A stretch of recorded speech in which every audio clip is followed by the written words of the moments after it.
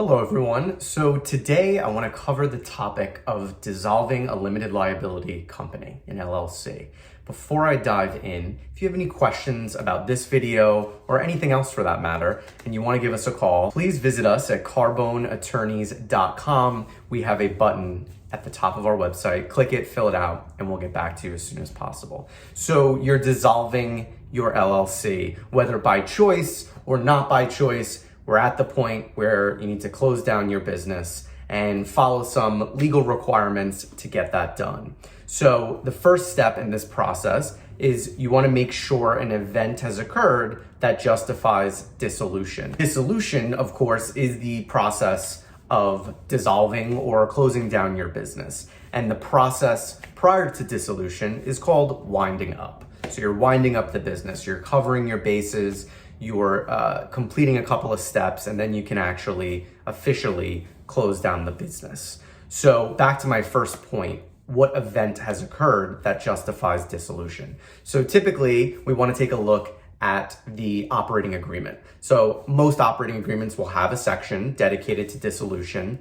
And for the most part, it'll either be something like a vote by a majority of members, or sometimes LLCs are set up for like one specific transaction and the LLC will have an end date in it, and that end date will justify the dissolution. So first step, make sure you have an event that occurred that justifies the dissolution. Next, once you hit that step, you want to make sure that the LLC is paying off its debts and liabilities. So you cannot close down an LLC, avoid all your creditors, and disappear. I mean, you can try, but ultimately you need to pay your debts and liabilities. So you're going to pay off any outstanding accounts, any loans, mortgages, anything that the LLC owes to a creditor. This is the point where you're going to pay off those debts or enter into plans to pay off those debts. Next, you want to pay back any contributions or assets to members. So when it comes to distributing assets to members, there have to be assets left. So to my prior point, if you have a lot of debts and liabilities that you need to pay off as a part of the dissolution process, you might end up with no assets left. There might be no money left in the LLC bank accounts. So when you go to this next step, there might be nothing there to distribute.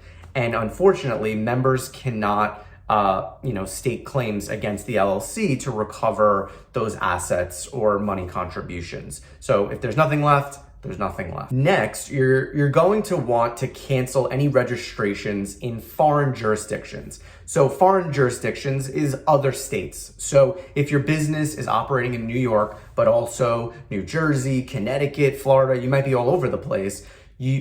As a part of this process, you want to cancel any filings that you've made with those other states. Next, you're going to want to file a final tax return, federal and state, for the LLC. Now, in this point, I would suggest speaking with your accountant, obviously, and laying out a plan here for filing your taxes timely, before officially dissolving the LLC. Finally, the last step is filing the articles of dissolution with the New York Department of State. So this is obviously the easiest requirement. You fill out a form, you pay a filing fee, and once that is processed, the LLC is officially dissolved. So that's it. Those are a checklist of steps to complete in dissolving your LLC. I hope you like this video. If you want to see more, please like, subscribe, double tap, and I will keep making them.